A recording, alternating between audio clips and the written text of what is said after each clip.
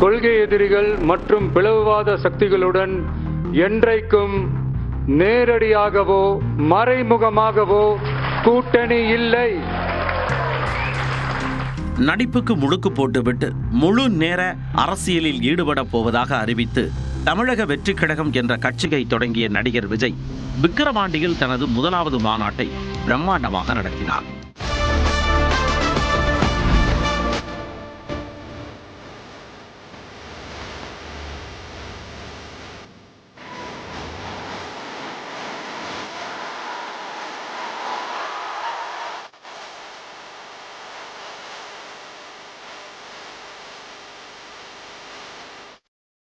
லட்சக்கணக்கான தொண்டர்கள் மத்தியில் உணர்ச்சி பிழம்பாக உரையாற்றிய விஜய் தனது கொள்கை தலைவர்கள் யார் என்பதை அறிவித்திருந்தார். பெரியார் எங்க கொள்கை தலைவர். பெரியார் சொன்ன கடவுள் மறுப்பு கொள்கையை மட்டும் நாங்க கையில் எடுக்க போறதே இல்லை.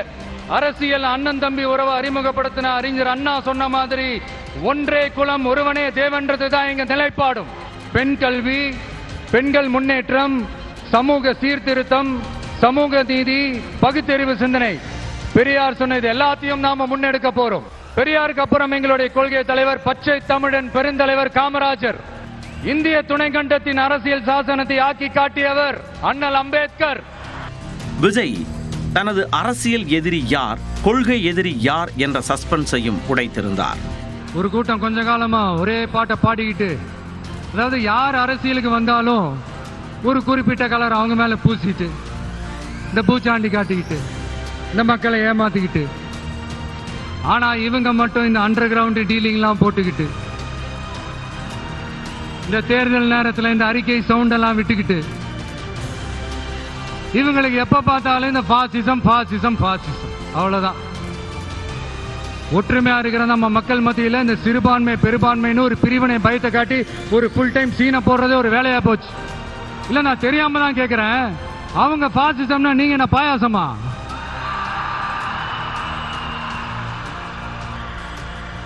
நீங்களும் அவங்களுக்கு கொஞ்சம் கூட சலிக்காதவங்க தானே. மக்கள் விரோத ஆட்சியை திராவிட மாடல் ஆட்சின்னு சொல்லி மக்களை ஏமாத்துறீங்க.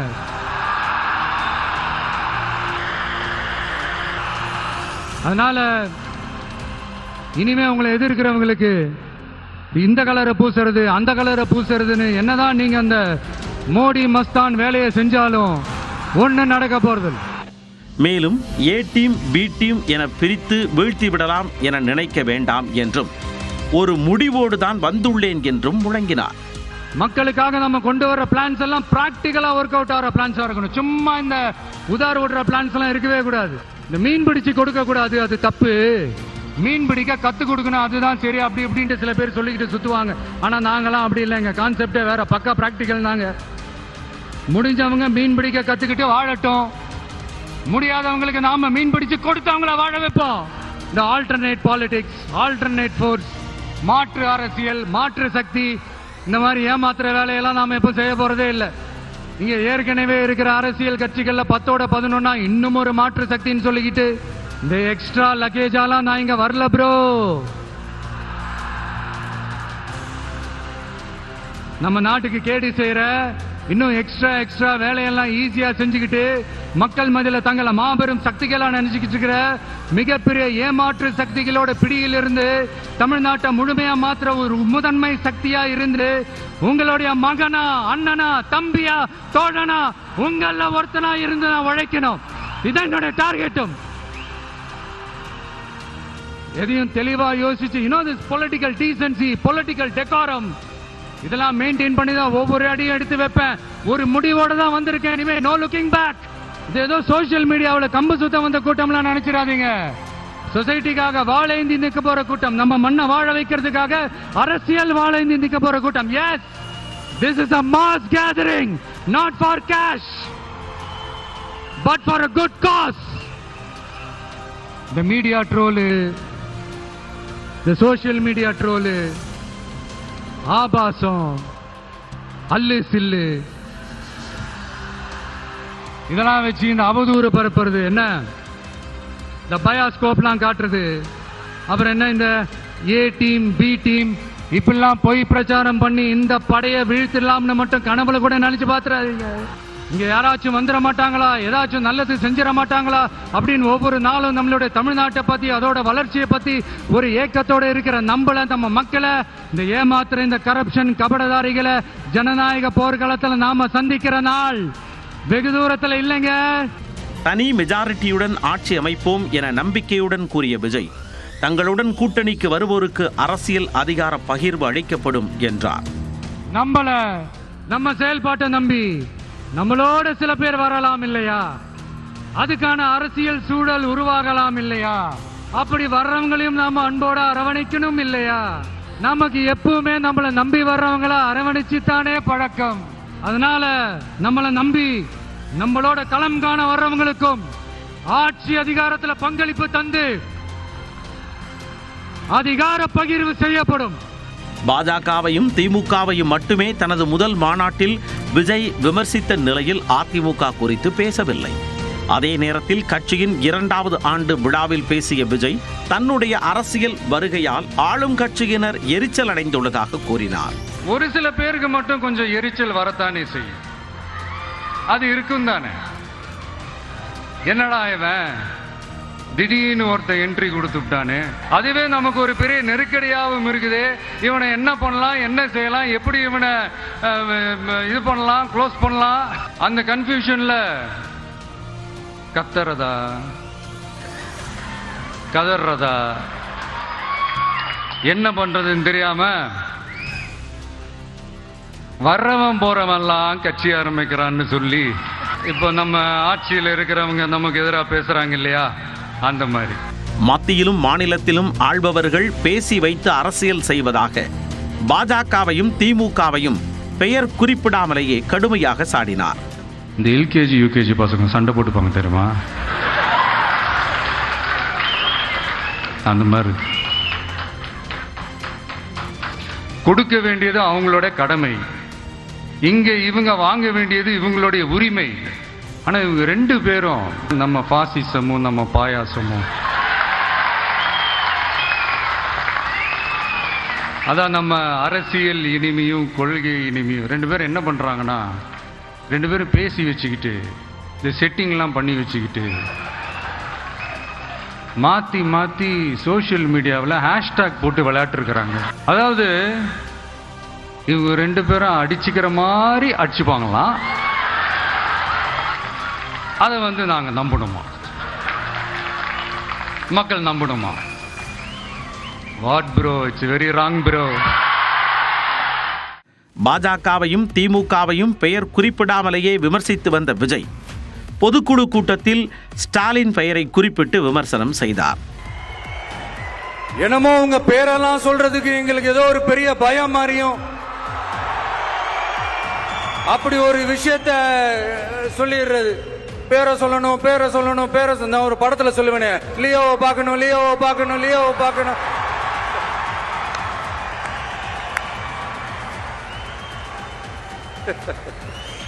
இல்ல இல்ல சத்தியமா அப்படிதாங்க இருக்கு.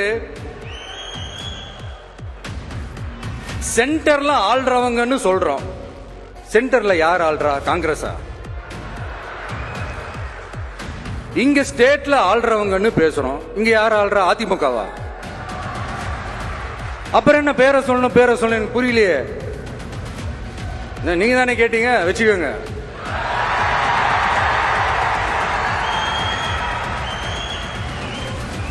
மாண்புமிகு மன்னராட்சி முதல்வர் அவர்களே,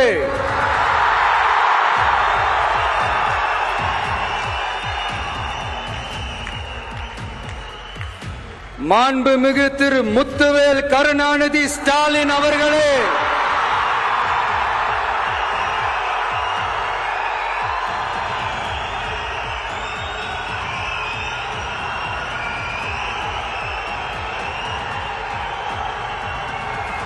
பேரை மட்டும் வீராப்பா சொன்ன பத்தாதவர்களே,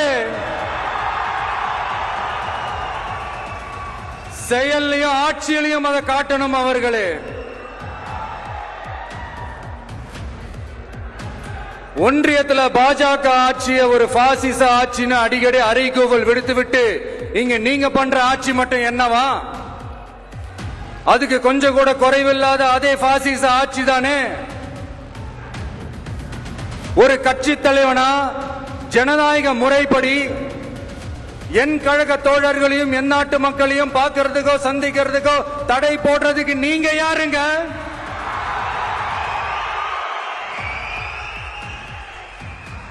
தடையை மீறிய மக்களை பார்க்கணும்னு முடிவு பண்ணிட்டா போயே தீருவேன். சட்டத்தை மதிக்கணும்ன்ற ஒரே காரணத்துக்காக தான் அமைதியா இருக்கிறேன். மேலும் தமிழ்நாட்டை கொஞ்சம் பார்த்து ஹேண்டில் பண்ணுங்க என பிரதமர் மோடியையும் விமர்சித்தார். தமிழ்நாட்டிலிருந்து வர ஜிஎஸ்டியே கரெக்டா வாங்கிக்கிறீங்க, ஆனா தமிழ்நாட்டுக்கு பட்ஜெட்ல நிதி ஒதுக்க மாட்டேங்கிறீங்க. நீங்க படிக்கிற நம்ம பிள்ளைங்களோட படிப்புக்கு நிதி ஒதுக்க மாட்டேங்கிறீங்க, ஆனா மும்மொழி கொள்கையை திணிக்கிறீங்க. டீலிமிட்டேஷன் என்ற பேர்ல தமிழ்நாட்டோட பார்லிமெண்ட் சீட்ஸ்லயும் கை வைக்க பாக்குறீங்க. ஒரே நாடு ஒரே தேர்தல் நீங்க ஸ்டார்ட் பண்ணப்பவே புரிஞ்சிருச்சு பிரதமர் சார் உங்க பிளான் என்னன்னு, எங்கெல்லாம் எப்படியெல்லாம் எந்த திசைகள் எல்லாம் இந்த நாட்டை கொண்டு போலாம்னு. சார் உங்ககிட்ட நாங்க சொல்லிக்கிறதெல்லாம் தமிழ்நாட்டை கொஞ்சம் கேர்ஃபுல்லா ஹேண்டில் பண்ணுங்க சார்.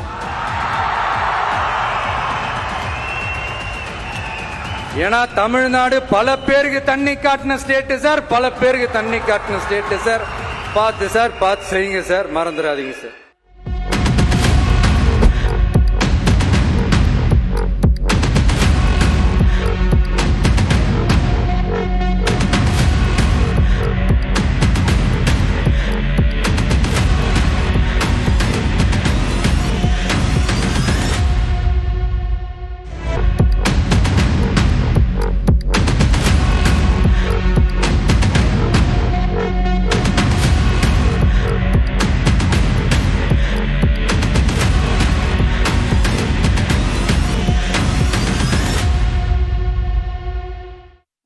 அதிமுகவை விமர்சிக்காத நிலையில் விஜய் அக்கட்சியுடன் கூட்டணி அமைக்கிறாரா என்ற கேள்வி தொக்கியே நின்றது. இந்த நிலையில் சட்டப்பேரவை தேர்தலுக்காக அதிமுக பாஜக கூட்டணி உறுதியானது. இச்சூழ்நிலையில் பனையூரில் நடைபெற்ற தவேகா செயற்குழு கூட்டத்தில் பேசிய விஜய், பாஜகவின் பிளவுவாத அரசியல் தமிழ்நாட்டில் எடுபடாது என்றார். கொள்கை எதிரிகள் மற்றும் பிளவுவாத சக்திகளுடன் என்றைக்கும் நேரடியாகவோ மறைமுகமாகவோ கூட்டணி இல்லை.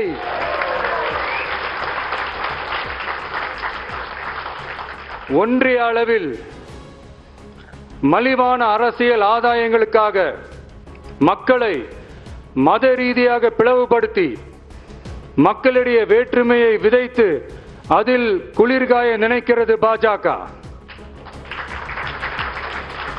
அவர்களின் இந்த விஷமத்தனமான வேலைகள் வேறு எங்கு வேண்டுமானாலும் எடுபடலாம், ஆனால் தமிழகத்தில் ஒருபோதும் எடுபடாது.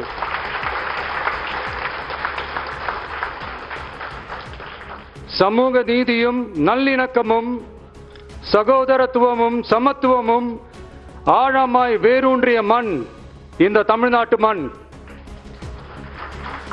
எனவே இங்கு தந்தை பெரியாரை அவமதித்தோ அறிஞர் அண்ணாவை அவதூறுக்கு உள்ளாக்கியோ அல்லது தமிழ்நாட்டின் மதிப்பிற்குரிய தலைவர்களை வைத்தோ அரசியல் செய்ய நினைத்தால் அதில் பாஜக ஒருபோதும் வெற்றி பெறவே இயலாது. இவ்வளவு நாள் வரை விமர்சிக்காத அதிமுகவையும் விமர்சித்தார். சுயநல அரசியல் லாபங்களுக்காக பாஜகவுடன் கூடி குழைந்து கூட்டணி போக திமுகவோ அதிமுகவோ இல்லை, நம் தமிழக வெற்றி கழகம். மேலும் தவேகா தலைமையில்தான் கூட்டணி என்றும் உறுதிபட தெரிவித்தார். கொள்கை எதிரிகள் மற்றும் பிளவுவாத சக்திகளுடன் என்றைக்கும் நேரடியாகவோ மறைமுகமாகவோ கூட்டணி இல்லை என்பதில் தமிழக வெற்றி கழகம் மிக உறுதியாக இருக்கிறது.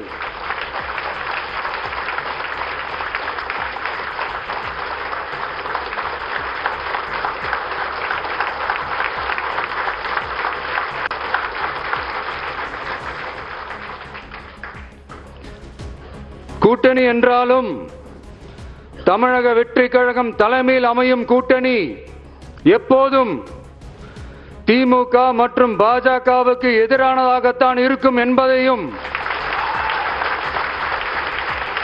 அதில் சமரசம் என்ற பேச்சுக்கே இடமில்லை என்பதையும் உறுதிப்பட செயற்குழு வாயிலாக தெரிவித்துக் கொள்கிறோம். விஜயே முதலமைச்சர் வேட்பாளர் எனவும் தாவேகா செயற்குழுவில் தீர்மானம் நிறைவேற்றப்பட்டது. வருகின்ற 2026 சட்டமன்ற தேர்தலை நம் வெற்றி தலைவர் அவர்களை முதலமைச்சர் வேட்பாளராக கொண்டு தமிழக வெற்றி கழகத்தின் தலைமையில் களம் காண வேண்டும் என்று தமிழ்நாட்டு மக்களின் சார்பாக கேட்டுக்கொள்கிறேன். இந்த 2 சிறப்பு தீர்மானங்களை ஏற்றுக்கொள்வோர் ஆமன்க. 2 தீர்மானங்களும் ஒருமனதாக நிறைவேற்றப்பட்டது.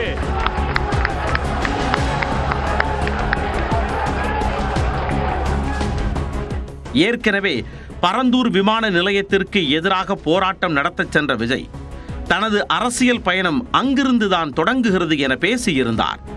என்னோட கள அரசியல் பயணம் உங்களோட ஆசீர்வாதத்தோட இங்கிருந்து தான் தொடங்குது. இந்நிலையில் தாவேகா செயற்குழு கூட்டத்திலும் பரந்தூர் விமான நிலையத்திற்கு எதிராக பேசினார். நாம எல்லாருக்குமே வாழ்வாதாரம் இருக்கு, இல்லைன்னு சொல்லல. ஆனா நம்ம எல்லாரோட வாழ்வாதாரத்துக்கும் அடிப்படையா இருக்கிறதுல விவசாயிகளும் ரொம்ப முக்கியமானவங்க. அப்படிப்பட்ட நம்ம விவசாயிகளுக்காக அவங்க கூட நிக்க வேண்டியது நம்ம கடமை. அந்த கடமையை நாம சரியா செஞ்சே ஆகணும். கண்டிப்பா நாம விவசாயிகள் பக்கம் எப்பவும் நிற்போம் நிற்போம் நிற்போம், நின்னே தீருவோம்.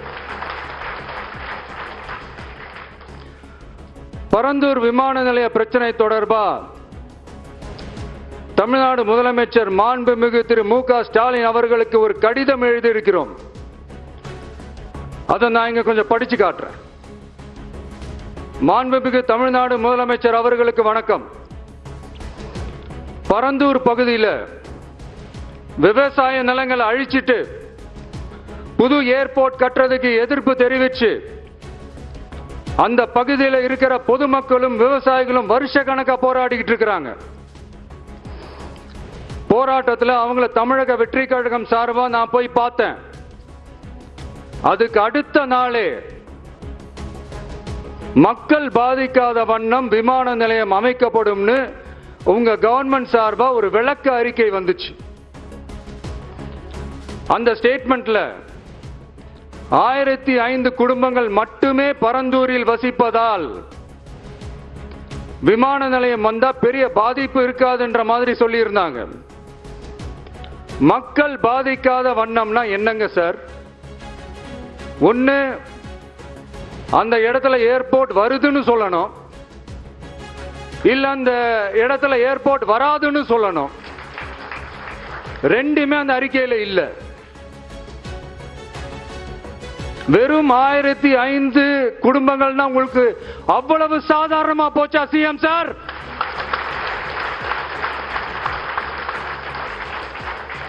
$15,000 மக்கள். அந்த மக்களும் நம்ம மக்கள் தானே. ஏன் அந்த அக்கறையோ அந்த மனிதாபிமானமோ உங்ககிட்ட இல்ல? எதிர்கட்சியா இருந்தா மட்டும்தான் மக்கள் மேல உங்களுக்கு அக்கறை இருக்குமா?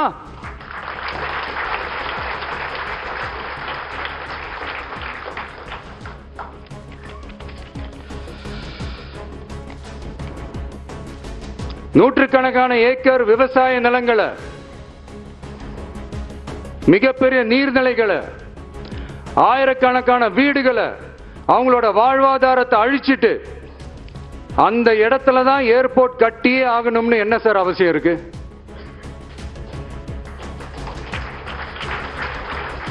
அப்புறம் எப்படி சார் நீங்க உங்களை மக்களின் முதல்வர்னு நான் கூசாம சொல்றீங்க?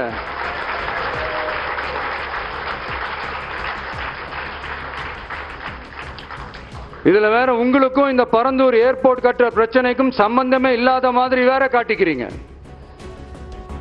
ஆனா ஏர்போர்ட்டுக்காக பரந்தூரை பரிந்துரை செஞ்சது உங்க கவர்மெண்ட் தான் ஒன்றிய விமான போக்குவரத்து துறை அமைச்சர் சில மாதங்களுக்கு முன்னாடி சென்னை வந்திருந்தப்போ சொன்னார். அதுக்கும் உங்ககிட்ட இருந்த எந்த பதிலும் இல்லை. இந்த சூழ்நிலையில பரந்தூர் விமான நிலைய பணிகளுக்காக விவசாய நிலங்களை கையகப்படுத்த கடந்த 25/6/2025 அன்னைக்கு உங்க கவர்மெண்ட் தான் அரசாணை பிறப்பிச்சிருக்கு. விமான நிலையம் அமைக்கிறதையே ஏற்க மாட்டோம்னு வருஷக்கணக்காக போராடுற மக்களோட நிலங்களையும் சேர்த்தே கையகப்படுத்த அந்த ஆணை பிறப்பிக்கப்பட்டிருக்கு. விவசாயிகளோட கண்ணீரை துடைக்க வேண்டிய தமிழ்நாடு அரசு அவங்களோட கண்ணில் குத்துறதாகவே இருக்கு இந்த ஜிஓ.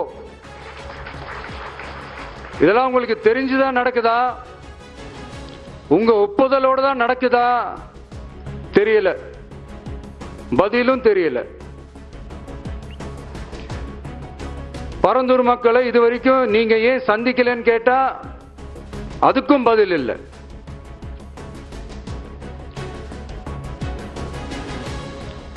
நான் இந்த பரந்தூர் போராட்டக்காரங்க அந்த மக்களை ரீசெண்டா நான் சந்திச்சேன்.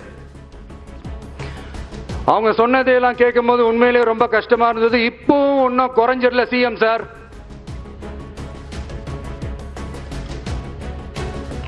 சாதி மதம் கடந்து தங்களோட குடியிருப்புகளை, விவசாய பூமியை, வாழ்வாதாரத்தை, நீர்நிலைகளை காப்பாத்த ஒன்னா நின்னு போராடிக்கிட்டு இருக்கிற பரந்தூர் பகுதி விவசாய பெருங்குடி மக்களை தயவு செஞ்சு நீங்க நேர்ல சந்திச்சு பேசுங்க.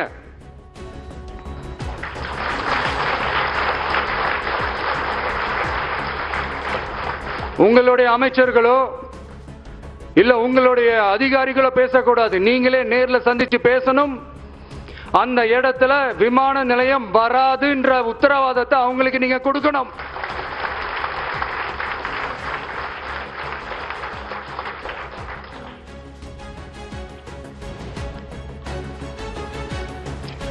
இதையெல்லாம் நீங்க செய்யாம எல்லாத்தையும் கடந்து போகணும்னு நீங்க நினைச்சீங்கன்னா பரந்தூர் பகுதி விவசாய மக்களையும் பொதுமக்களையும் நானே அழைச்சிக்கிட்டு வந்து தலைமை செயலகத்துல உங்களை நேர்ல சந்திச்சு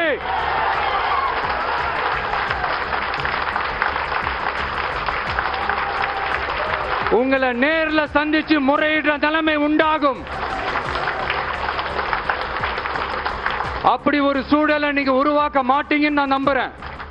1977ஆம் ஆண்டு முதல் தமிழ்நாட்டில் திமுக அதிமுக என்ற இரு துருவ அரசியலே நடைபெற்று வருகிறது. மூன்றாவது அணி என அவ்வப்போது வருவதும் தேர்தலுக்கு பிறகு காணாமல் போவதும் தொடர்கதையாகவே உள்ளது.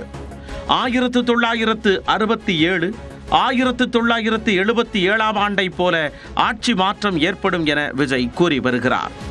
ஆனால் என்ன நடக்கப் போகிறது என்பதை 2026ஆம் ஆண்டு தேர்தலில் பார்க்கலாம்.